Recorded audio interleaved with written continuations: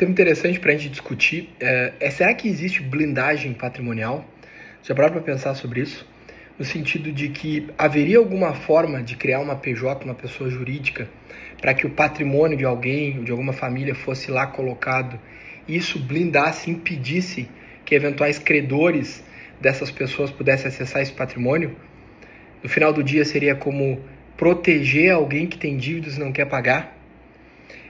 Essa afirmação tem sido feita de forma bastante irresponsável, no sentido de que, por exemplo, se usaria estratégias, criar holdings patrimoniais ou alguma outra, seja lá que for, para criar uma blindagem patrimonial. A primeira coisa que me parece correta a gente afirmar aqui é que, pela forma de organização do nosso sistema jurídico, com desconsideração da personalidade jurídica, com encaminhamento, redirecionamento de responsabilidades, com assunção de responsabilidades de forma objetiva, e aqui eu estou falando tanto de matéria empresarial ou civil, como matéria tributária, também como matéria de direito consumidor, ou questões ambientais, questões trabalhistas, enfim. O sistema é criado de forma que se coíba fraudes no sentido de que devedores se escusem, se tiverem agido contra a legislação, de pagar o que devem. E não podem usar o próprio sistema para se blindar, para se proteger. Essa é a regra, essa é a lógica, né? Por que isso é assim? Porque senão as pessoas iriam se evadir de suas responsabilidades, causando danos a terceiros, e não iriam responder por isso, nem patrimonialmente, né? Se fosse possível blindar o meu patrimônio, não faria sentido essas legislações existirem. Vamos tratá-las delas especificamente para vocês entenderem o que eu estou falando. Artigo 50 do Código Civil, a famosa desconsideração da personalidade jurídica, que pode ocorrer a mando do juiz, portanto em processo judicial, quando houver abuso de direito, né? Quando houver uso indevido da personalidade jurídica para ocultar, fraudar bens, ou ainda confusão patrimonial, naquelas hipóteses que a lei trata. E vejam, esse aqui é bem específico, eu preciso de um elemento subjetivo, uma conduta, uma vontade do sujeito aqui para haver o redirecionamento. Não basta ter havido em si os fatos. Além disso, ele tem que ter se beneficiado, o gestor, administrador, sócio da empresa.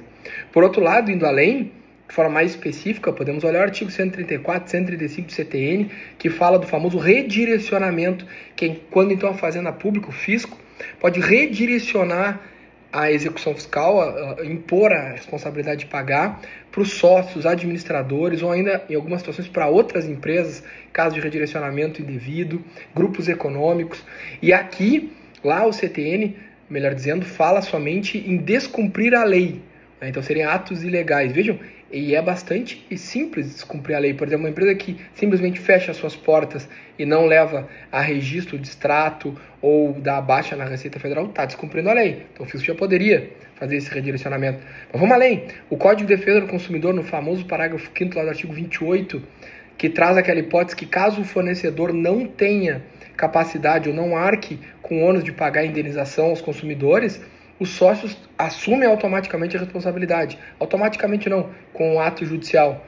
E aqui não se analisa nenhum elemento subjetivo de vontade de ter fraudado. Basta a empresa, o prestador de serviços, enfim, não pagar o que deve para algum consumidor. Vejam, também é possível a gente analisar aqui a lei antitrust, que evita ofensas ao sistema econômico, também traz essas hipóteses de invasão do patrimônio pessoal. A legislação ambiental, com suas penalidades, as suas multas, também traz essa hipótese. Me vem à cabeça aqui também questões trabalhistas. A jurisprudência, apesar da CLT não ser tão clara nesse aspecto, a jurisprudência trabalhista, tanto dos tribunais regionais de trabalho como do próprio TST, é uníssona em permitir esse redirecionamento, essa desconsideração, essa invasão do patrimônio, seja lá quem for, porque aqui existe uma dogmática diferente no sentido que não é o obreiro, o trabalhador, que deve assumir o risco do negócio. Portanto, se ele ganha uma causa trabalhista e a empresa não tem como pagar porque quebrou, está insolvente, seja lá o que for, o juiz vai sair invadindo patrimônio de quem quer que seja para que o trabalhador receba. É outra lógica, né? Por isso que é mais fácil ocorrer essa invasão patrimonial. Então, diante de todo esse cenário, eu respondo aquilo que eu perguntei ao início, pessoal. Não existe blindagem patrimonial. O que existe são estratégias estruturas jurídicas que a gente pode criar sim, que dificultam a vida dos credores, dificultam muito, de acordo com quão bem feita essa estratégia de proteção patrimonial. E essa é a palavra mais adequada. Ao invés de falar blindagem patrimonial, o correto é falar proteção patrimonial.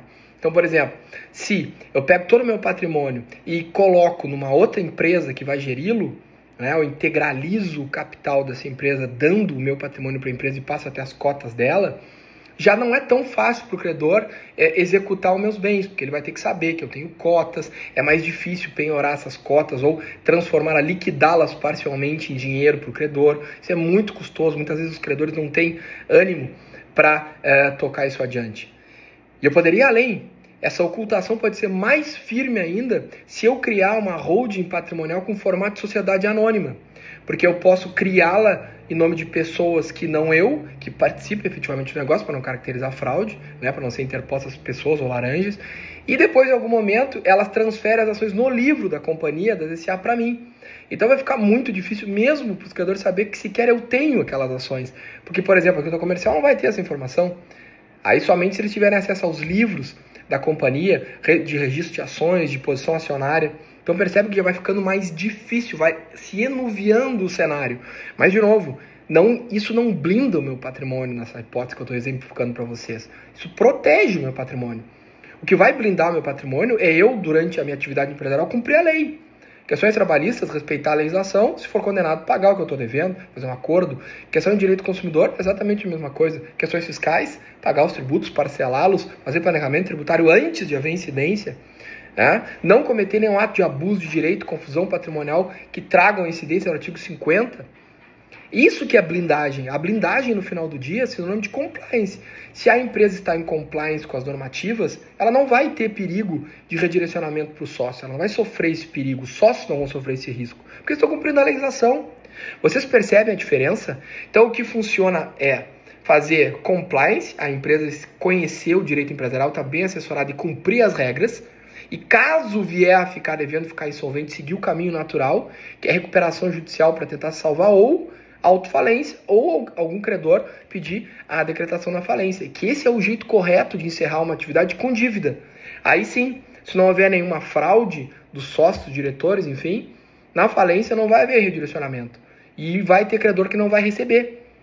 Por quê? Porque vai se apurar todos os bens da empresa na massa falida, enfileirar credores, de acordo com uma ordem do artigo 83 e 84 da lei 11.101, aqui no Brasil, né? E aí o juiz com o administrador judicial vai discutindo os bens, ou seja, vai se avaliando, levando a leilão, fazendo dinheiro e vai se pagando nessa ordem. Se chegar uma hora os bens não forem suficientes, eles não vão ser, por isso que a sociedade é insolvente, ela não tem bens suficientes para pagar, encerra ali, passa a régua e tem gente que não vai receber. E aqui não vai haver redirecionamento, porque esse é o favor legal ao empresário, à sociedade empresária, que é poder quebrar. É um privilégio, é um benefício legal, né? Então, além de estar em compliance com tudo que eu expliquei, criar uma estrutura de proteção patrimonial com holdings patrimoniais, com formato de sociedade anônima, ou até mesmo uma limitada bem feita, porque eu também posso fazer planejamento sucessório, posso fazer planejamento tributário utilizando essas estruturas legais. A gente vai cumprir a lei, vai ter uma proteção interessante e vai ter uma atividade societária empresarial mais firme. Isso sim vai blindar a responsabilidade dos sócios e administradores desse negócio. Tá bem? Forte abraço para todos.